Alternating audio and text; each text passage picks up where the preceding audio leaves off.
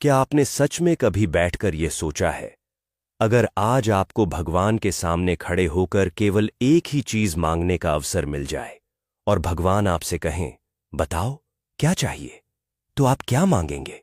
प्रभु मुझे धन दीजिए, या प्रभु मुझे सफलता दीजिए, या शायद मेरे परिवार को हमेशा प्रसन्न रखिए, मुझे लंबी आयु दीजिए और मेरे जीवन में सब कुछ अच्छा बनाए रखिए, या फिर कुछ ऐसा जिसे पाने के बाद दोबारा किसी चीज की आवश्यकता ही न रहे?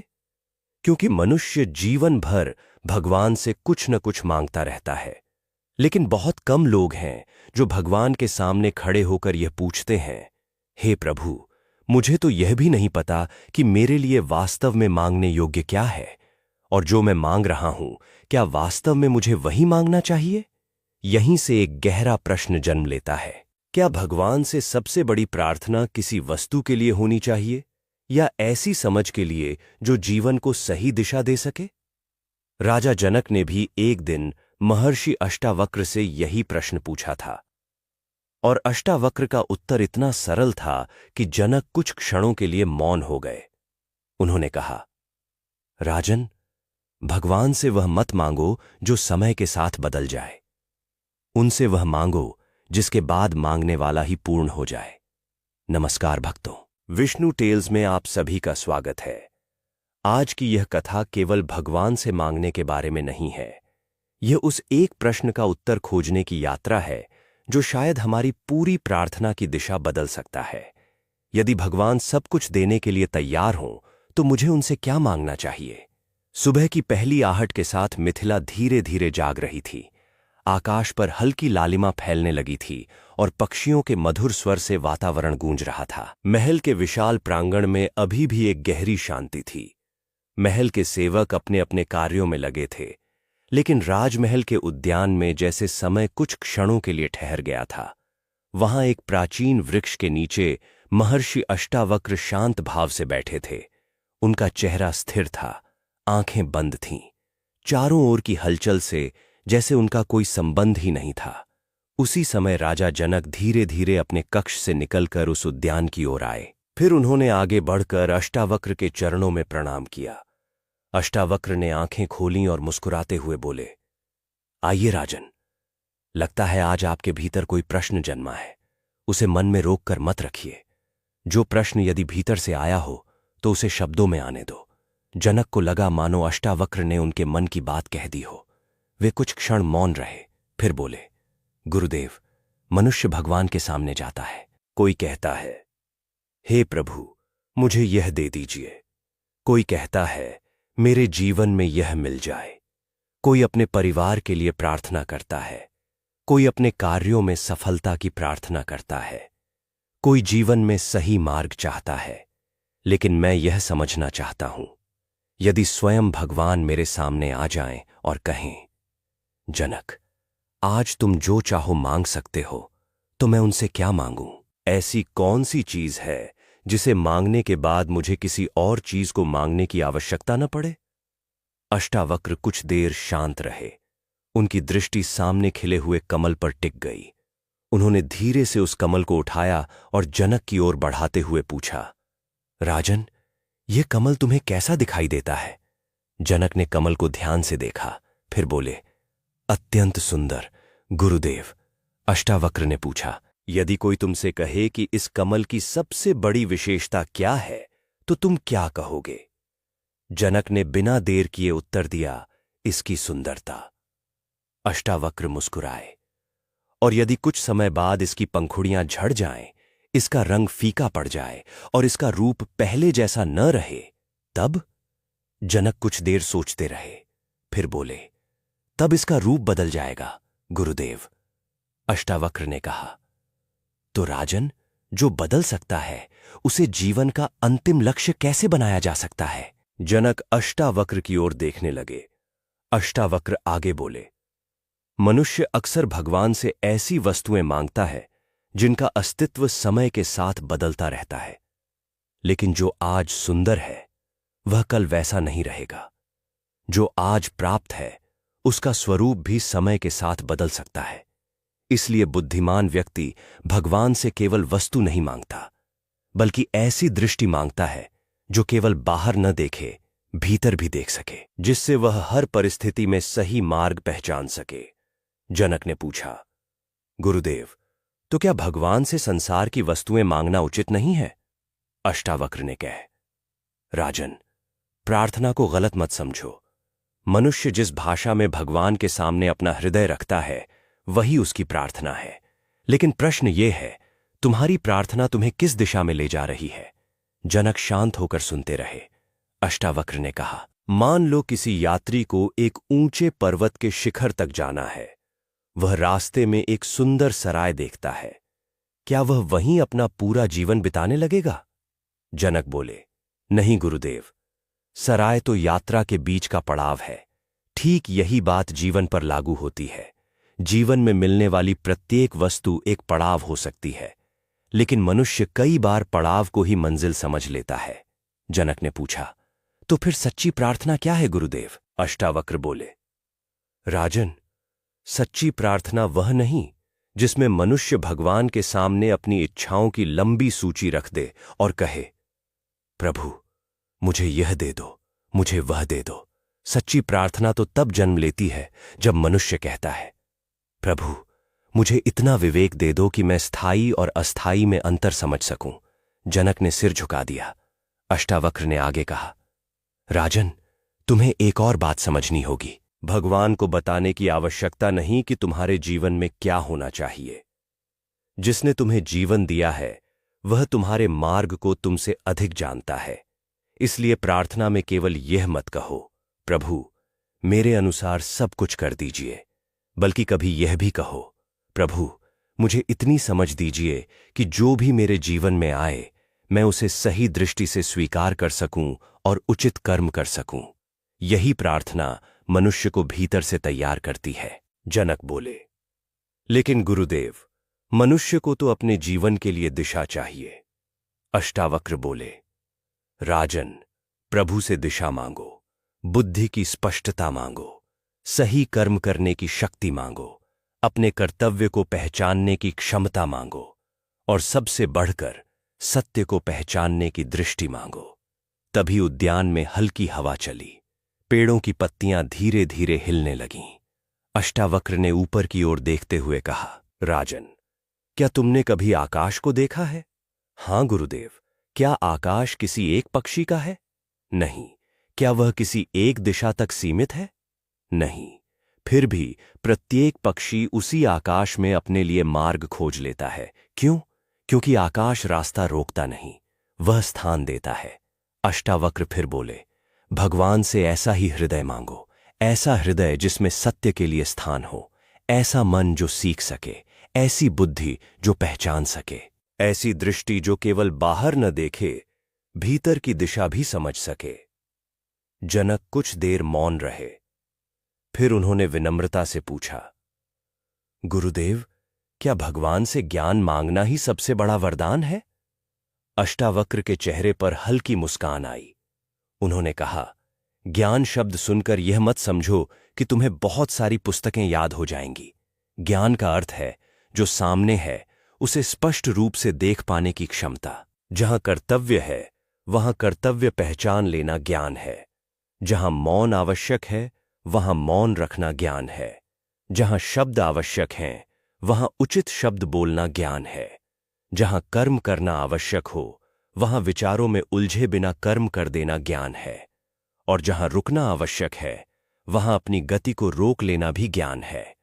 अष्टावक्र ने आगे कहा, कई बार मनुष्य उत्तर जानता है फिर भी सही निर्णय नहीं ले पाता, क्योंकि केवल जानकारी पर्याप्त नहीं होती। जनक ध्यान से सुन रहे थे। उन्होंने पूछा, तो क्या भगवान से सही निर्णय लेने की शक्ति मांगनी चाहिए? अष्टावक्र बोले, हां राजन, क्योंकि जीवन में हर क्षण मनुष्य के सामने कोई न कोई चुनाव सामने आता रहता है। कभी शब्दों का चुनाव, कभी कर्म का, कभी किसी मार्ग का, कभी किसी व्यक्ति का साथ चुनने का, और कभी ऐसा भी समय आता है जब सबसे सही चुनाव मौन रहना होता है। उन्होंने पास रखा दीपक उठाया, फिर बोले, इस दीपक को देखो, यह पूरे महल को एक साथ प्रकाशित करने का प्रयास नहीं करता। जहां रखा जाता है वहीं प्रकाश देता है।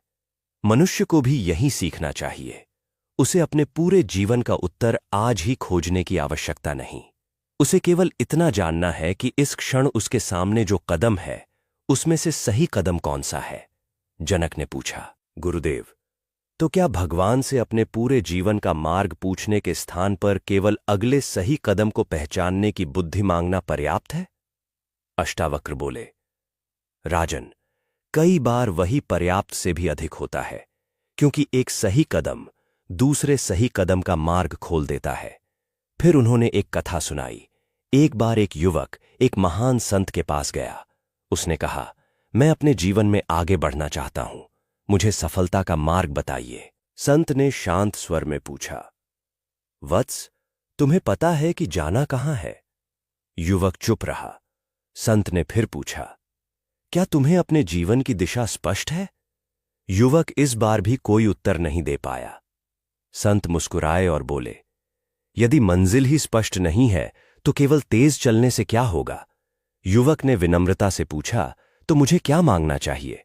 संत ने कहा, सबसे पहले स्पष्ट दृष्टि मांगो ताकि तुम्हें सही दिशा दिखाई दे। फिर अपने कदमों में स्थिरता मांगो ताकि रास्ता कठिन होने पर भी तुम अपने मार्ग से विचलित न हो। और जब दिशा स्पष्ट हो जाए तब उस पर चलने का साहस मांगो। युवक ने पूछा, क्या इतना ही पर्याप्त है? संत बोले, हां, क्योंकि सही दिशा में उठाया गया छोटा कदम भी बहुत मूल्यवान है, जबकि बिना दिशा की तेज गति मनुष्य को कहीं भी ले जा सकती है। अष्टावक्र ने कथा समाप्त की और जनक की ओर देखा। राजन, यही जीवन का एक गहरा रहस्य है। बहुत से लोग गति चाहते हैं, लेकिन कम लोग हैं जो दिशा मांगते हैं। जनक बोले, गुरुदेव, अब मैं समझ रहा हूं। अष्टावक्र ने जनक की ओर देखा और शांत स्वर में बोले, लेकिन राजन, एक बात अभी और समझना आवश्यक है। भगवान से केवल यह मत मांगो कि तुम्हारे जीवन का मार्ग हमेशा सरल रहे। ये मांगो कि उस मार्ग पर चलते समय तुम्हारे कदम सही दिशा में रहें। जनक ने पूछा, गुरुदेव, ऐसा क्यों? अष्टावक्र बोले, क्योंकि पर्वत पर जाने वाला प्रत्येक रास्ता समान नहीं होता। कहीं मार्ग सीधा होता है, कहीं पत्थरों से भरा होता है, कहीं घने वृक्षों के बीच से गुजरता है, कहीं यात्री को कुछ समय रुककर आगे का मार्ग देखना पड़ता है। लेकिन यदि दिशा सही है तो यात्री आगे बढ़ता रहेगा। फिर अष्टावक्र ने आगे कहा, राजन, भगवान से अपने जीवन को अपनी कल्पना के अनुसार बनाने की प्रार्थना करने से पहले ये पूछो, क्या मैं उस सत्य को स्वीकार करने के लिए तैयार हूं जो भगवान मुझे दिखाना चाहते हैं? जनक की आंखों में गहरी जिज्ञासा उतर आई। उन्होंने पूछा, गुरुदेव, इसका वास्तविक अर्थ क्या है? अष्टावक्र बोले, मान लो कोई व्यक्ति भगवान के सामने हाथ जोड़कर कहता है, हे प्रभु, मुझे सही मार्ग दिखाइए। लेकिन जब उसके सामने कोई ऐसा मार्ग आता है जो उसकी अपनी सोच से अलग है तो वह उसे स्वीकार करने से इनकार कर देता है। तो बताओ राजन, उसने वास्तव में मार्गदर्शन मांगा था या अपनी बात की पुष्टि? जनक कुछ देर सोचते रहे, फिर बोले, शायद नहीं गुरुदेव। अष्टावक्र ने कहा, वह मार्गदर्शन नहीं मांग रहा था, वह केवल अपने निर्णय पर परमात्मा की मुहर चाहता था। जनक शांत हो गए। अष्टावक्र आगे बोले, सच्ची प्रार्थना केवल शब्दों में नहीं होती, सच्ची प्रार्थना में सुनने की क्षमता भी होती है। यदि तुम भगवान से दिशा मांगते हो तो उस दिशा को पहचानने की विनम्रता भी रखो। यदि तुम उनसे ज्ञान मांगते हो तो अपनी धारणाओं को देखने का साहस भी रखो। यदि तुम उनसे प्रकाश मांगते हो तो उस प्रकाश में अपने सामने दिखाई देने वाले सत्य को स्वीकार करने की तैयारी भी रखो।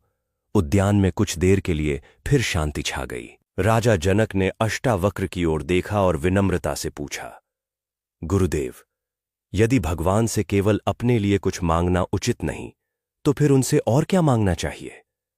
अष्टावक्र ने शांत स्वर में कहा, राजन, ऐसी संगति मांगो जो तुम्हें सत्य के निकट ले जाए। ऐसी वाणी मांगो जिसमें कठोरता से अधिक करुणा हो, जो किसी के भीतर प्रकाश जगाए। ऐसे कर्म मांगो जिनके द्वारा तुम्हारा जीवन केवल तुम्हारे लिए नहीं बल्कि दूसरों के लिए भी उपयोगी बन सके। ऐसी बुद्धि मांगो जो बाहरी आकर्षण को देखकर तुरंत निर्णय न करे बल्कि उसके पीछे छिपे सत्य को पहचान सके। और सबसे बढ़कर ऐसा हृदय मांगो जो जीवन में मिली हर छोटी बड़ी कृपा को पहचानना जानता हो और जो कृतज्ञ रह सके। जनक ने पूछा, गुरुदेव, आप कृतज्ञता की बात कर रहे हैं? अष्टावक्र बोले, हां राजन, कृतज्ञता केवल किसी को धन्यवाद कह देना नहीं है। कृतज्ञता वह दृष्टि है जिसमें मनुष्य जीवन की साधारण दिखाई देने वाली वस्तुओं में भी परमात्मा की कृपा को पहचानने लगता है।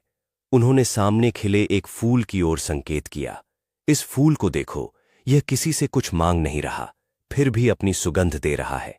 सूर्य को देखो, वह किसी से कुछ पूछे बिना प्रतिदिन प्रकाश देता है। वायु को देखो, वह बिना भेदभाव के प्रत्येक प्राणी को स्पर्श करती है। जल को देखो, वह जीवन को बनाए रखने का कार्य करता है और फिर भी कभी अपने उपकार का स्मरण नहीं कराता। अष्टावक्र कुछ देर रुके, फिर बोले, राजन, जब मनुष्य इन साधारण दिखाई देने वाली कृपाओं को पहचानना शुरू करता है, तब उसके भीतर एक सुंदर परिवर्तन जन्म लेता है।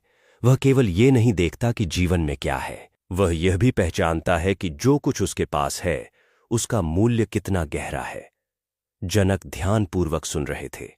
अष्टावक्र ने कहा, प्रातः जब तुम्हारी आंखें खुलें तो एक क्षण के लिए उस श्वास को महसूस करना जो बिना किसी प्रयास के तुम्हारे भीतर चल रही है। सूर्य की पहली किरण देखो और मन ही मन कहो, धन्यवाद प्रभु। जल का एक घूंट पीते समय उसे केवल जल मत समझो। याद रखो कि प्रकृति ने तुम्हें जीवन बनाए रखने का एक साधन दिया है।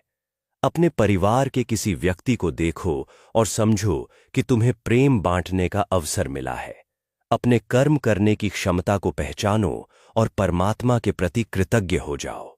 कृतज्ञता मनुष्य को यह याद दिलाती है कि जीवन केवल प्राप्त करने का नाम नहीं, पहचानने का भी नाम है। जनक की आंखों में एक अलग ही चमक दिखाई देने लगी। उन्होंने कहा, गुरुदेव, तो भगवान से धन्यवाद करने की बुद्धि भी मांगनी चाहिए? अष्टावक्र ने कहा, निश्चित रूप से राजन, क्योंकि मनुष्य अक्सर उस पर ध्यान देता है जो उसके पास नहीं है, लेकिन जो उसके पास पहले से है उसकी महत्ता को पहचानना भूल जाता है। क्योंकि जिस दिन मनुष्य छोटी छोटी कृपाओं को पहचानना सीख जाता है, उस दिन उसका जीवन स्वयं एक प्रार्थना बन जाता है। उन्होंने कुछ देर बाद कहा, लेकिन राजन, सबसे गहरी प्रार्थना अभी बाकी है। जनक ने ध्यान से उनकी ओर देखा। वह क्या है गुरुदेव? अष्टावक्र ने शांत स्वर में कहा, भगवान से स्वयं को पहचानने की दृष्टि मांगो। जनक एकदम शांत हो गए। अष्टावक्र आगे बोले, तुमने जीवन भर अनेक भूमिकाएं निभाई हैं, लेकिन इन सभी भूमिकाओं के पीछे वह कौन है जो इन सबको जानता है? उस पहचान की ओर देखना ही ज्ञान की दिशा है। जनक ने धीरे से पूछा, क्या यही आत्मज्ञान की ओर पहला कदम है? अष्टावक्र बोले, हां राजन। जब मनुष्य अपने बारे में बनाई हुई धारणाओं को अंतिम सत्य मानना छोड़कर स्वयं को जानने की ओर देखना प्रारंभ करता है, तभी उसके भीतर सत्य को खोजने की यात्रा आरंभ होती है। इसलिए यदि कभी भगवान के सामने तुम्हें केवल एक ही बात मांगने का अवसर मिले, तो कहो, प्रभु, मुझे वह दृष्टि दीजिए जिससे मैं सत्य को पहचान सकूं। जनक ने आंखें बंद कर लीं। अष्टावक्र बोले, और यदि दूसरी प्रार्थना करनी हो तो कहो, मुझे वह बुद्धि दीजिए जिससे मैं अपने कर्तव्य को पहचान सकूं। फिर बोले, तीसरी प्रार्थना, मेरे कर्मों में पवित्रता दीजिए ताकि तुम्हारे हाथों से किया गया प्रत्येक कार्य सत्य और कल्याण की दिशा में हो। चौथी प्रार्थना, मेरी वाणी में मधुरता और सत्य बनाए रखिए, क्योंकि शब्द छोटे होते हैं लेकिन उनका प्रभाव बहुत दूर तक जाता है। पांचवीं, मुझे ऐसा विवेक दीजिए कि मैं सही मार्ग से विचलित न हूं। फिर अष्टावक्र ने कुछ देर के लिए आंखें बंद कर लीं।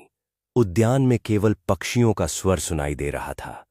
कुछ समय बाद उन्होंने आंखें खोलीं और बोले, और यदि इन सब के बाद भी भगवान तुम्हें एक अंतिम प्रार्थना का अवसर दें तो उनसे कहना, हे प्रभु, मुझे कभी यह न भूलने देना कि यह जीवन आपकी कृपा से मिला हुआ एक अवसर है।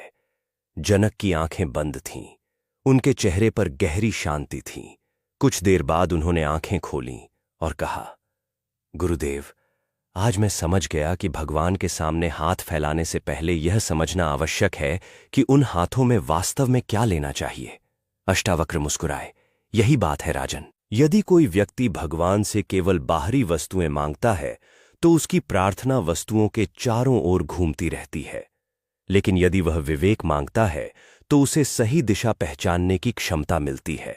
यदि वह ज्ञान मांगता है तो उसके सामने सत्य को समझने का मार्ग खुलता है।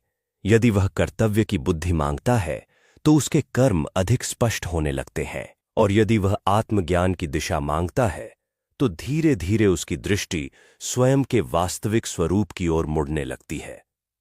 जनक ने दोनों हाथ जोड़ लिए। गुरुदेव, अब यदि भगवान मेरे सामने आकर पूछें, जनक क्या मांगते हो, तो मैं कहूंगा, हे प्रभु, मुझे ऐसा जीवन दीजिए जिसमें मेरे कर्म सही हों, मेरी बुद्धि स्पष्ट हो, मेरी वाणी सत्य हो, मेरा हृदय कृतज्ञ हो और मेरी दृष्टि सत्य को पहचान सके।